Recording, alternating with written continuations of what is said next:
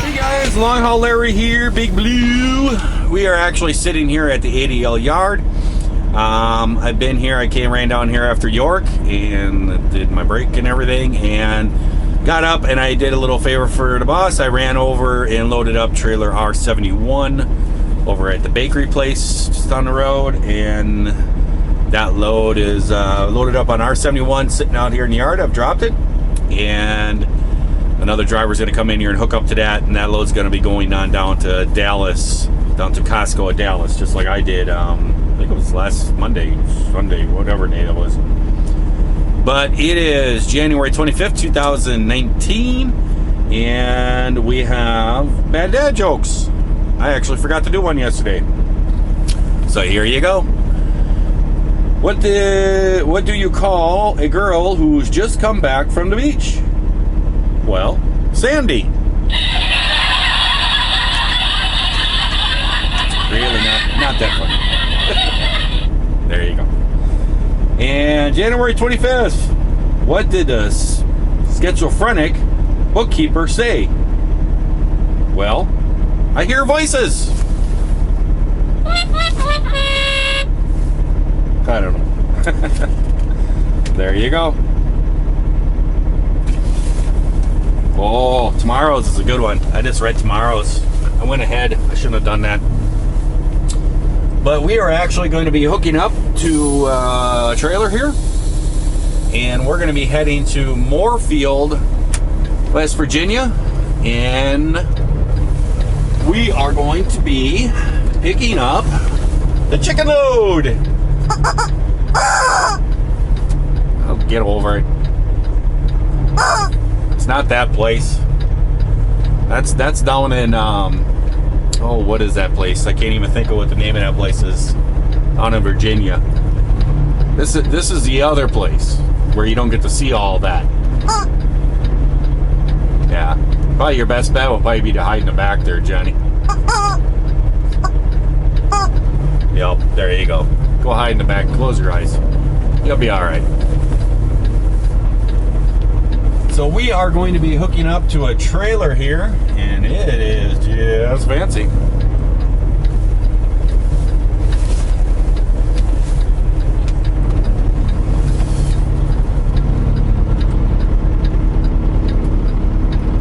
I'll be back. Look at this thing. Brand spanking new. This thing has never been used. Brand new trailer, R67. I just got done greasing my fifth wheel, so I don't want to push all the grease off there, off the fresh grease, so I'm going to actually jack this thing up so I can get up underneath it without pushing all the grease off and then lower back down. Well, there we go. Got her jacked up. I was going to get up underneath there. Get her pretty close.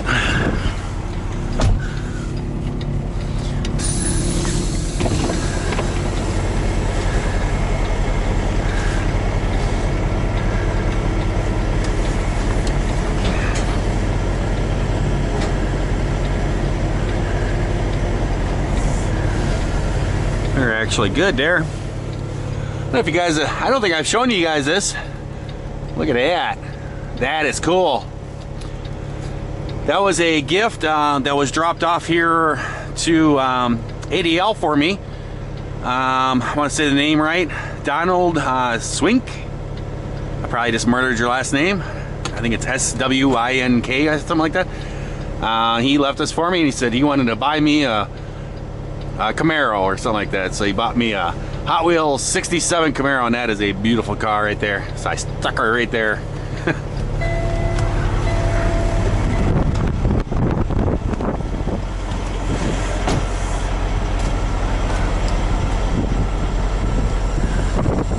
Yep, perfect.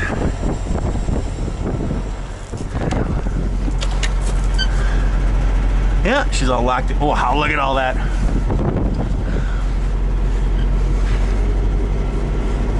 Everything's coated. Those aluminum rails, they're so clean.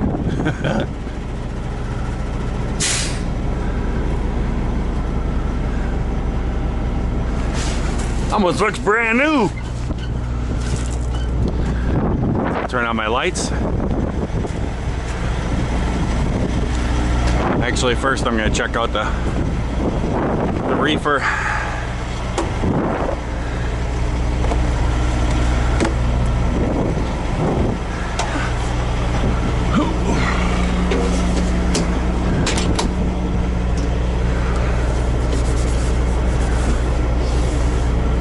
Check all our belts. Nice and tight. Should be right. Look at that. Brand new motor. That's pretty. Hey, and the oil is even right at the mark.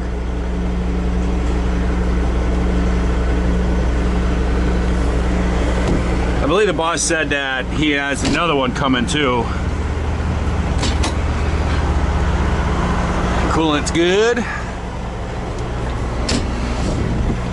Boss said he has another one coming.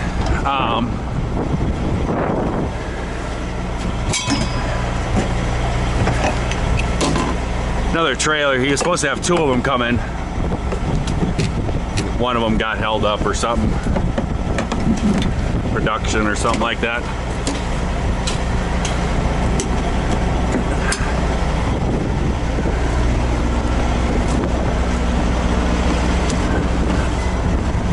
Do our light test. Might as well put some air into the trailer. Check all for leaks and stuff while we're back here. Oh, I gotta turn my lights on. I'm like, the lights don't work. Ah, this thing.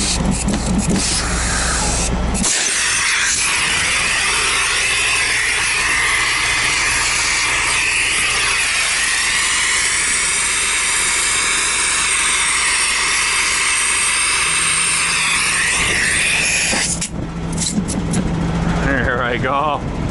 A little grease on that there. And there's a smoker.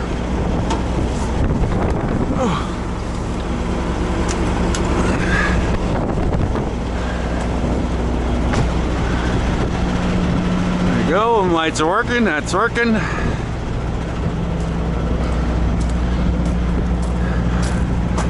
Got a quarter tank of fuel. I just think that's funny. My boss told me one time that these things cost him $75,000 for these trailers. You'd think for $75,000 they'd fill up the fuel tank.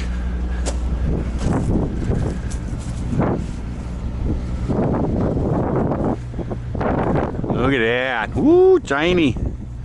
Shiny, shiny. Probably don't have any load bars either. Brand new trailer.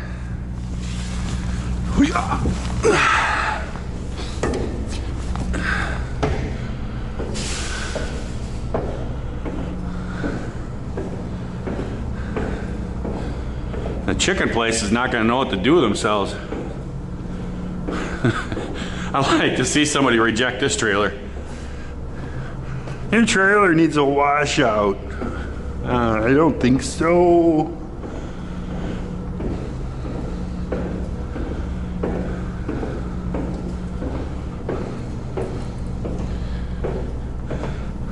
If you guys hear them, here's my new boots. I like them. Very comfortable. The leather on them is really super soft.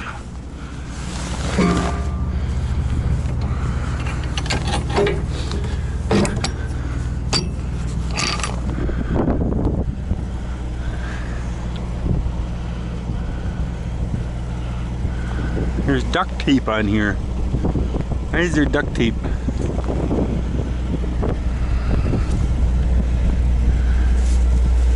Nobody's backed into it yet.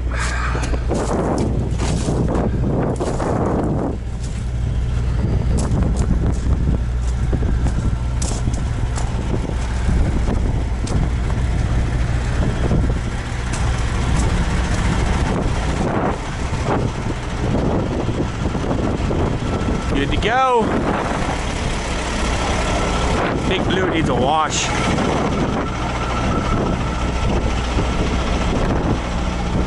I should have got a wash when I was hooked up to R71 because that one's pretty dirty.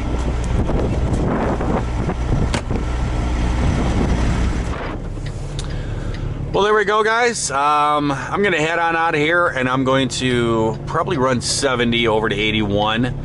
The main reason, the whole reason why is because I don't have no fuel in this reefer. And there's, the boss likes the pilots and stuff, and there's, boy, this was the slowest group of people to get through a light here.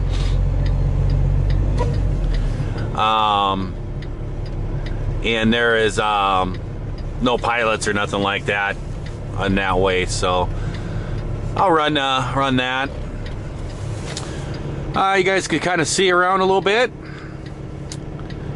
Got my phone little hookup thing. I love this thing. I'm telling you guys, I love this holder right here. It is so nice. I mean, it just sticks right on there. It does not move around. I can push it wherever I want to, and that's the direction it stays. And then it's really cool. I can just doop, turn it when I'm sitting around getting loaded or something like that. Watch some YouTube, watch some Netflix, whatever.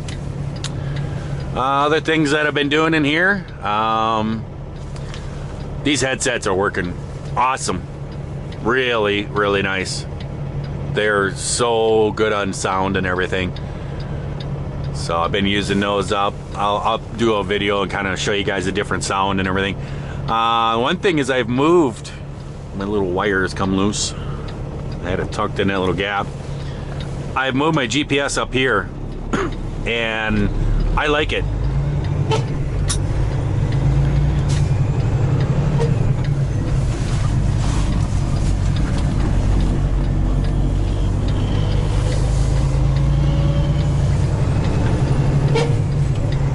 Yeah, I still got a squeak on my gas pedal. All I gotta do is spray some lube on it.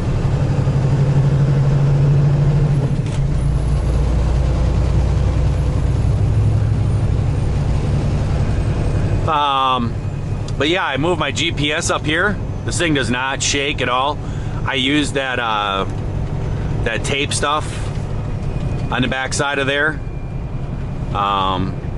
That double lock tape that I've showed you guys in past videos, and just, you know, put that up there, and that thing sits up there, just held up there by magnets. Does not come down, nothing else.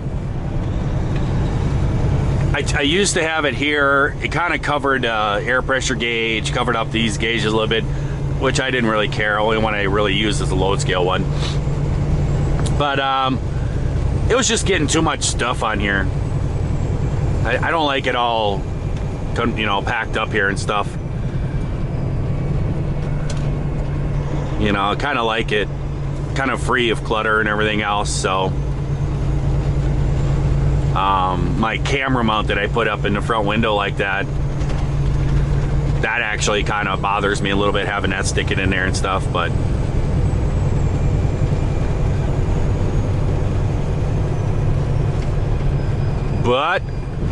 that dare's for you guys, so we leave her there.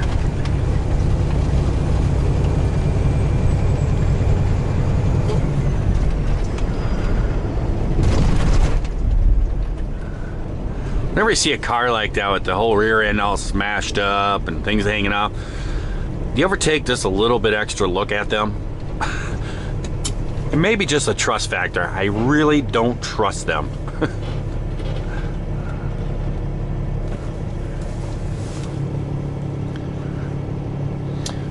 What else is going on in here? Really nothing. I got a pretty cool box down there on the floor. That was a special delivery, and the boss laughed about it. It was sent to the boss and everything, but it says AKA LongHaul Larry on it. And he's like, the companies I order stuff from are now shipping to you. It's gonna be something pretty cool. I've been kind of talking with one of the companies that my boss deals with, and talking to their different products and everything, and they sent me a new product they want me to take a look at. Not really new, but it's new to us. So I'll be doing a video about it.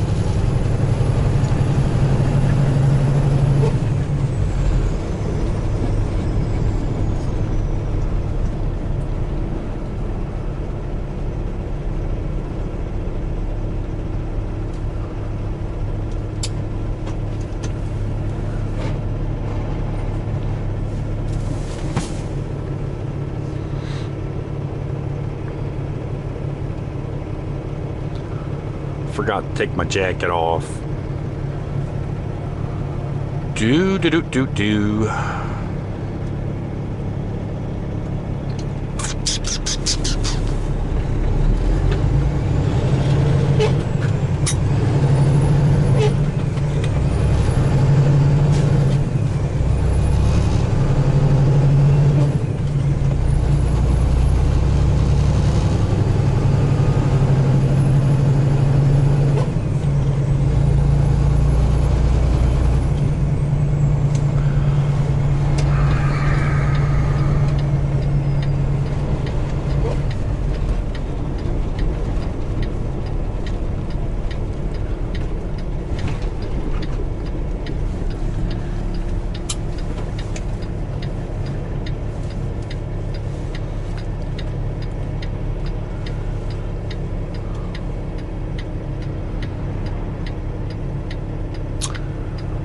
I need to dust my dash.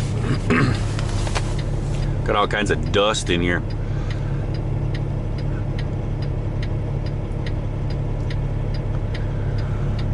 The yard there gets pretty dusty.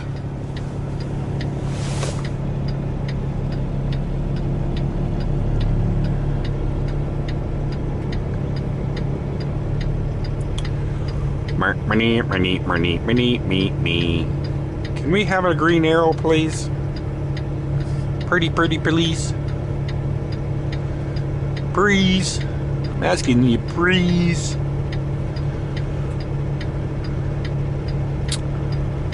It'll wait till cars come up to the other side over there, then it'll give them, then it'll turn green and stop those guys. That's usually how it works.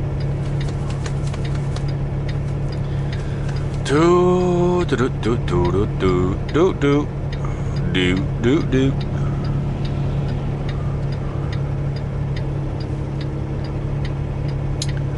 Yep, told you. Here they come. Here comes all the cars.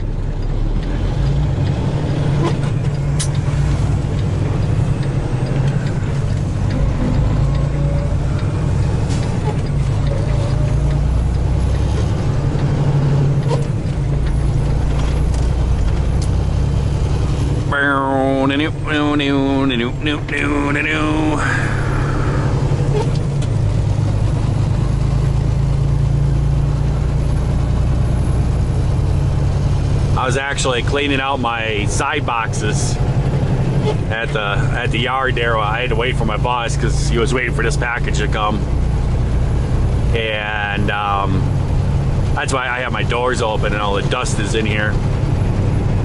But I was kind of cleaning out my side boxes, kind of organizing things and everything, and I did see my can of silicone lube. So when I get down to the chicken place, I'll lube up my gas pedal.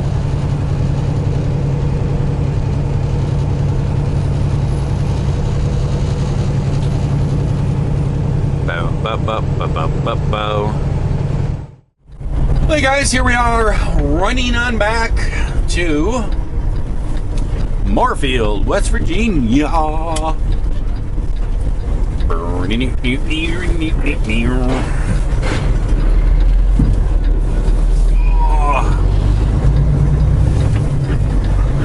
That's a little bit of a booger to get across there.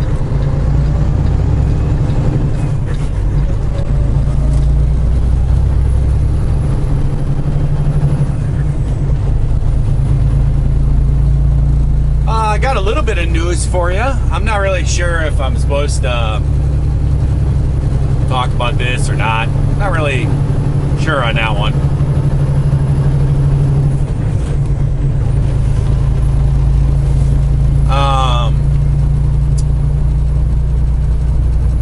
I have talked about this in the past, how much I dislike cameras that point into the truck.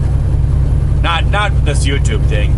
I'm talking about trucking companies putting cameras that monitor the truck driver. I just feel that is an invasion of privacy. I am so much against that.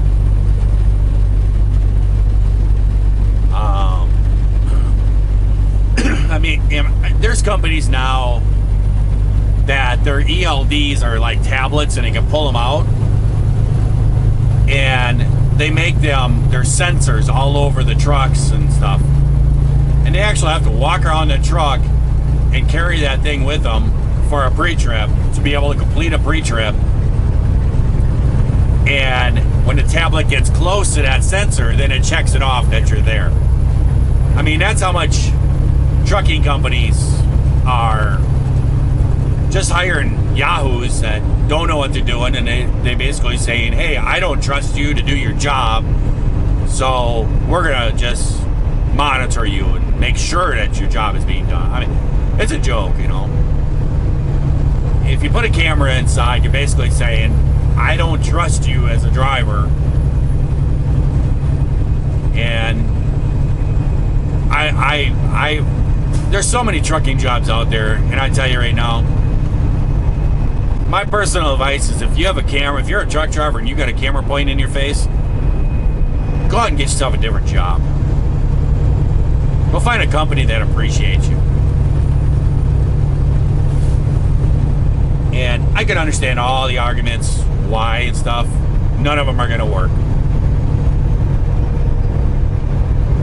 It is an invasion of my privacy. This is my home. This is my bedroom. It is just bad. We have these Omnitrax ELD things in trucks here. I actually installed this one into this truck. He switched over to these and these newer ones and gave it to me, and I asked me to install it, so I installed it for him. And he wanted cameras on the windshield facing out. I wasn't too keen about it, but I understood it. Insurance, you know, covering his butt. I get it. And I don't have a problem with it. With the outside facing camera and stuff like that. You know, because there's a lot of dumb things that happen out here. And 99.9% of the time, if there's an accident, the truck driver is always 100% at fault. That's what they say. So to have a camera that you could say, hey, look at this. Oh, maybe I wasn't at fault, you know? I get it. I understand it. But a while ago, there was something that happened here at ADL. And I was not happy. I was not a happy camper.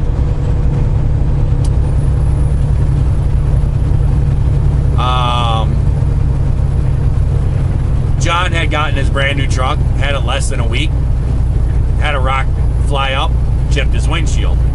He called me up, was all depressed about it, called me up, you know, I don't know what to do about this. Well, what do you mean you don't know what to do about it? You tell the boss, you know, there's nothing you can do about it. I mean, these things happen. And, you know, he was all, I feel so bad. Well, you know, whatever. There's, you know, we sat there, talked about it and stuff. And we got off the phone, and when we got off the phone, us and the boss contacted John and said, hey, you broke the windshield? And John was like, well, there was a rock that flew up and chipped it. And then he was like, you know, trying to figure out, how did the boss know about this? And he has one of these cameras mounted in here that points out and everything. Well, then he was saying, yeah, and stuff, and the boss was like, the boss said to him, he said, well, how long before the conversation that you had with Larry did this happen? Because I want to go back and see the footage, see if I can see something coming off a truck or whatever, to see if I can, you know, figure out what happened here. And then John was like, what? How did he know I had a conversation with Larry? So then he called me up and he's like, did you talk to the boss? I'm like, no. And he forwarded those emails to me. Well, we figured out the boss could hear us. And I was not happy. I'll tell you that right now. I actually waited the next day. I actually waited to cool down a little bit. And I contacted the boss next day and told him, I said, I understand that you were listening to our conversation between me and John. And he was like, you know, yeah, I heard it. You know, if John has a critical event, then the camera records, and it records sound too. It has a mic. Well, I wasn't disrespectful or anything, but I just told him straight out, I do not believe in this. This is an invasion of my privacy. How would you feel if I came to your house and put a mic in your bedroom? And I tell you, you know, I'm not going to listen to it, but, you know, I can if I want to. It's just there for safety. That's an invasion of my privacy. And it just was not cool at all. And I told him, I says, here's what's either going to happen. You're going to pull the cameras out. Or somehow you're going to figure out how to disable this. Or otherwise, I will clean the truck out. And this was when Big Blue was in the shop. And I says, when the truck is done, I will go out there and clean the truck out. You can book a load on me coming out to Maryland. I will bring a load out there and drop the truck off, and I'll be gone. No hard feelings. I'll do this for you as long as you can give me a ride home. But I'm not going to work for a place that that's recording the driver's conversations and stuff. That's my privacy. And he got back to me and said it's, you know, it's there for my protection and stuff. I said, I don't care. I'm not going to argue about it. That's it. So he did some research and everything else, and he's been actually working on this, and I got word from him today. I've actually changed the ELD, the Omnitrax ELD.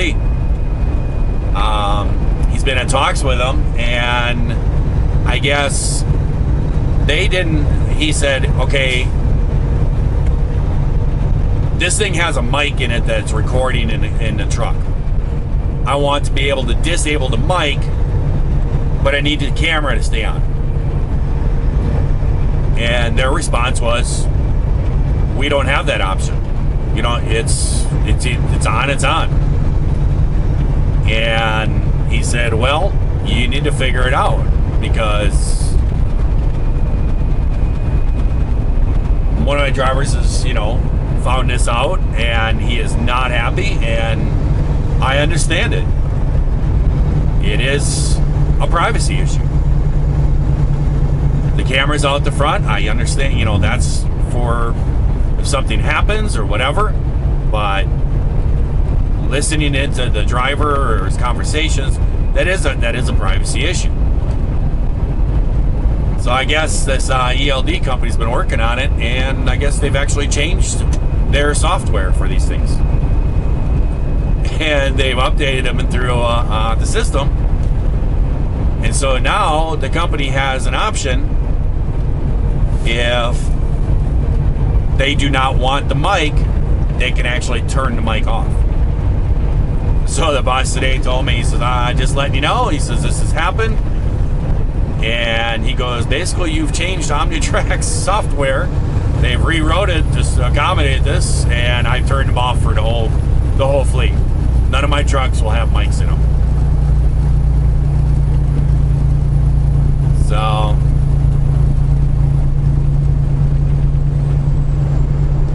there it is.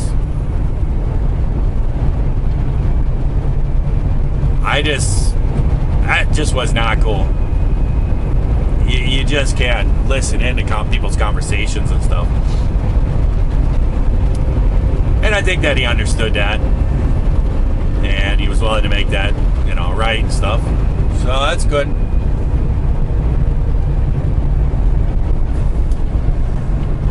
Coming into the large metropolis of Yellow Spring. Okay, you've had your blinker on. Make that dirt turn in their car. You can do it.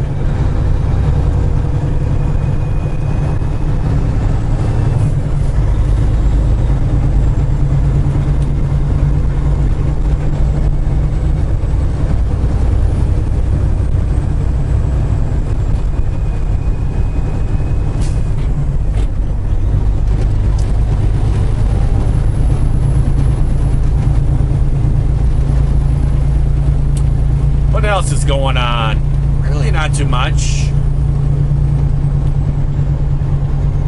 I've been missing a lot of snowmobiling. It's really been driving me nuts, guys. And my brother has been pushing my buttons too. He knows how much I love to snowmobile.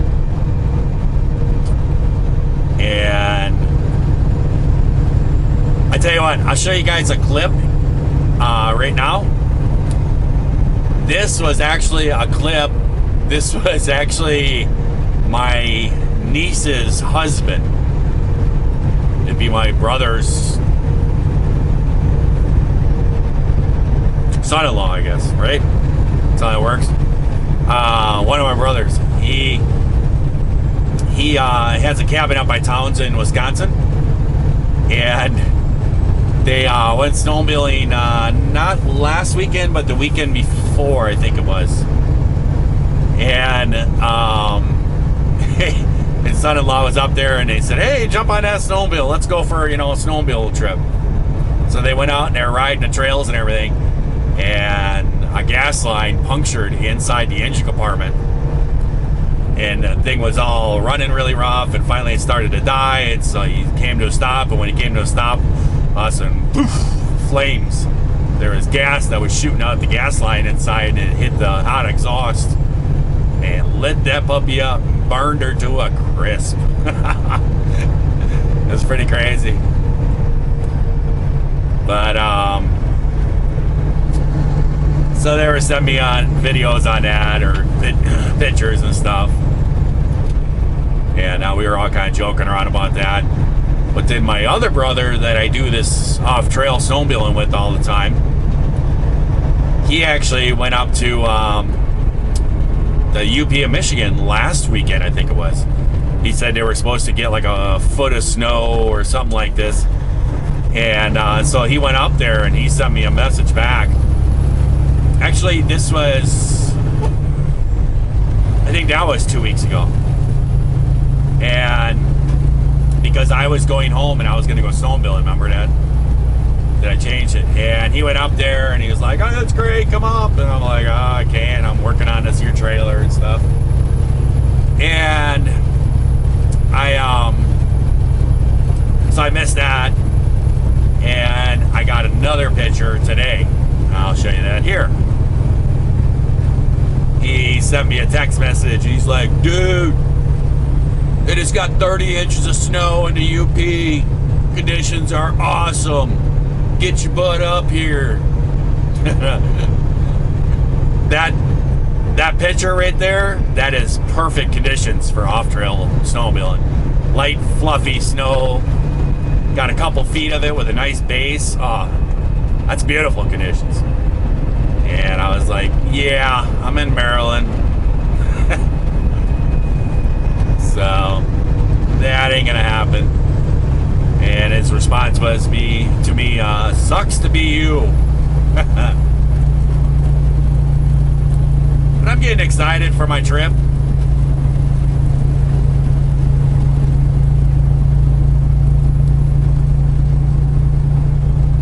I'm gonna actually get home on Sunday, and I am going to be taking my snowmobile. I wasn't going to be and stuff, but now I am going to be taking it. So I'm probably going to go through it and change all the fluids, change the oil, check the chain case oil, all that stuff. Battery actually might need to be replaced because it was not that great last year. It was kind of a little weak.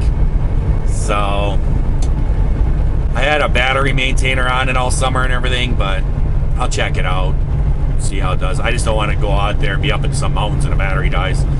'Cause that there's a 4-stroke. The battery dies. That's not good. There's no pull rope on a 1000cc 4-stroke engine.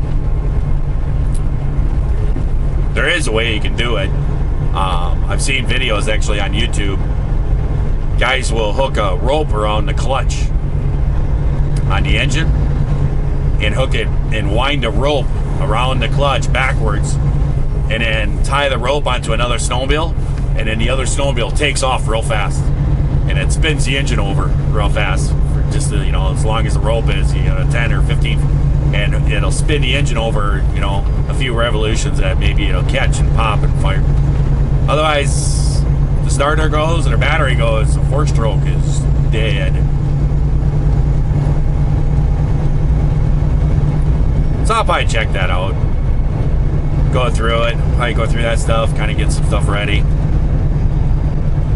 But I'm getting excited. I just wish that I would have known about this trip like this summer. I did not think I'd be doing a trip like this winter.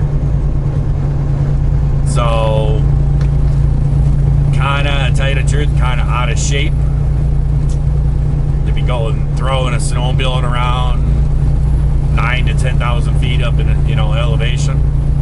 It's gonna be a rough one.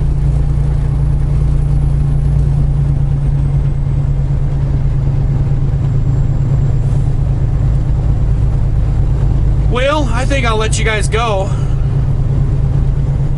I won't be able to put this video clip out till later tonight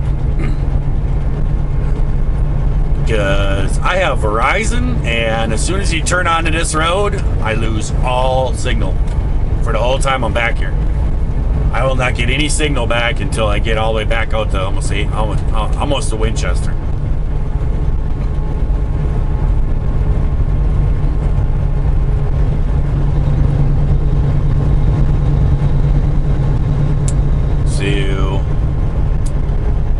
So it'll probably be very late tonight when I'm uploading this video.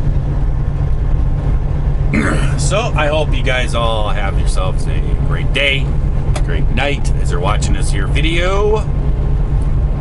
If you are not, certainly can change that all around. Got a nice sunset going on here in the mountains of West Virginia. Just a nice little drive. If I could get this pickup truck to move in front of me. Because a nice little drive to me is Big Blue going a little faster. But I'll catch you guys later. See ya.